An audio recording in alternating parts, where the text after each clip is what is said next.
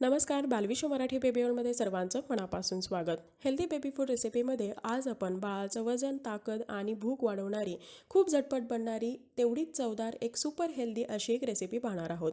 ही recipe तुम्ही 6 महिन्यापेक्षा मोठ्या बाळाला देऊ शकता. आठवड्यातून 3 ते 4 वेळा जर बाळाला हे खाऊ घालत असाल तर बाळाचं वजन हे खूप झटपट वाढेल. बाळ हा गुबगुबीत आणि गुटगुटीत दिसायला लागेल. तर चला वळूया रेसिपीकडे. ही रेसिपी बनवण्यासाठी मी इथे काही भिजवलेले ड्रायफ्रुट्स घेतलेले आहेत, ज्यामध्ये आहे 1 अक्रोड, 1 पिस्ता, 1 बदाम, 1 काजू आणि 1 खजूर. हे मी रात्रभर भिजत घातलेले होते आणि आता आपल्याला या पाण्यासहित याचा वापर करायचा आहे. तुम्ही बाळाच्या वयानुसार याचं प्रमाण कमी जास्त करू शकता किंवा तुम्हाला हवे असतील ते ड्रायफ्रुट्स इथे वापरू शकता. त्यानंतर मी इथे घेतलेली आहे एक छान पिकलेली केळी, ज्याचे मी काप करून घेतलेले आहेत. त्याचबरोबर इथे मी हे नारळाचं दूध घेतलेलं आहे, जे मी फ्रीजमध्ये ठेवलं होतं, त्यामुळे तुम्हाला थोडंसं घट्टसर दिसत आहे. नारळाचं दूध जर तुमच्याकडे नसेल तर तुम्ही खोबरं जे आहे हे थोडंसं पाणी घालून मिक्सरमध्ये फिरवून ते गाळून घेऊ शकता आणि हे पुढच्या 2 ते 3 दिवसासाठी फ्रीजमध्ये ठेवून वापरू शकता. हे सगळे जे घटक आहेत हे आता आपल्याला मिक्सरच्या छोट्या भांड्यामध्ये टाकून याची छान अशी स्मूथ प्युरी करून घ्यायची आहे. नारळाच्या दुधामुळे या खिरीला खूप छान अशी चव येते. त्याचबरोबर नारळ किंवा खोबरं हे बाळाच्या स्किनसाठी, त्वचेच्या आरोग्यासाठी खूप जास्त फायदेशीर असतं. तुम्ही ते पाहू शकता, आपली छान अशी एक पेस्ट किंवा प्युरी तयार झालेली आहे.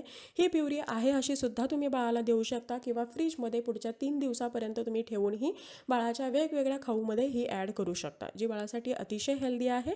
बाळ हा खूप जास्त आवडीने खातो. त्यानंतर इकडे मी गॅसवरती एक कढई ठेवलेली आहे आणि त्यामध्ये आपल्याला अर्धा चमचा तूप घालायचं आहे. मी इथे गाईचं तूप वापरत आहे.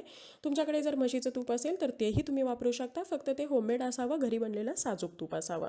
हे तूप आपल्याला थोडंसं वितळून घ्यायचं आहे. थोडंसं हलकं गरम झालं की त्यानंतर त्यामध्ये आपल्याला घालून घ्यायचे आहे 2 चमचा गव्हाचं पीठ. हे आपण रोज जे चपाती बनवतो त्याचं पीठ आहे. तुम्हाला हे पीठ या तुपामध्ये छान असं रोस्ट करून घ्यायचं आहे. हळूहळू तुम्ही पाहाल की हे जे काही तूप आहे ह्या पिठामध्ये खूप छान ॲब्सॉर्ब होतं. पिठाचं जे टेक्स्चर आहे हे सुद्धा बदलायला लागतं आणि छान खरपूस असा वास यायला लागतो. त्यानंतर आपल्याला याची चव आणखी वाढवण्यासाठी यामध्ये थोडीशी इलायची पावडर किंवा वेलदोड्यांची पूड घालायची आहे. वेलदोडे हे बाळाचे भूक वाढवण्यामध्ये खूप जास्त मदत करतात, त्यामुळे वेलदोड्याचा वापर तुम्हाला बाळाच्या आहारामध्ये करायचा आहे. त्यानंतर साधारणतः अर्धा कप पाणी आपल्याला यामध्ये घालायचं आहे आणि हे आपल्याला पीठ छान शिजवून घ्यायचं आहे. तुम्ही इथे पाण्याऐवजी दुधाचा सुद्धा वापर करू शकता, पण ऑलरेडी मी कोकोनट मिल्क इथे वापरलेलं आहे, त्यामुळे मी ते दूध घातलेलं नाही. पण तुम्हाला जर हवं असेल तर तुम्ही दूधसुद्धा इथे वापरू शकता.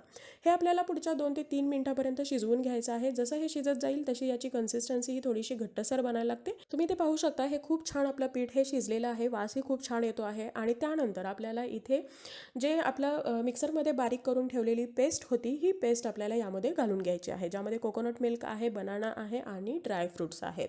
तुम्हाला या पेस्टचं प्रमाण हवं तेवढं तुम्ही ठेवू शकता. त्यानंतर याचा फ्लेवर आणखी एन्हान्स करण्यासाठी, आणखी छान येण्यासाठी मी यामध्ये थोडंसं केसरसुद्धा घातलेलं आहे. तुम्हाला हवं असेल तर तुम्ही केसरचं दूधसुद्धा यामध्ये टाकू शकता किंवा आहे असं केसरसुद्धा यामध्ये घालू शकता, ज्यामुळे याला एक छान फ्लेवरही मिळेल, रंगही थोडासा छान येईल आणि बाळ हा आवडीने खायला मदत होईल. केसरसुद्धा बाळाच्या त्वचेसाठी, स्किन फेअर होण्यासाठी खूप जास्त फायदेशीर असतं. तर त्यानंतर आपल्याला साधारणतः पुढच्या 1 मिनिटापर्यंत हे शिजवून घ्यायचं आहे आणि अशी ही आपली झटपट खीर तयार झालेली आहे.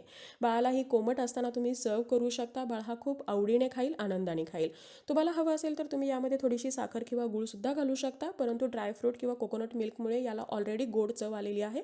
गूळ किंवा साखर घालण्याची सुद्धा गरज नाही. तर कशी वाटली याची रेसिपी जरूर सांगा, जरूर ट्राय करा. मुलांना आवडली की नाही हे कळवायला विसरू नका. Thank you so much for watching. Bye. See you soon with new topic.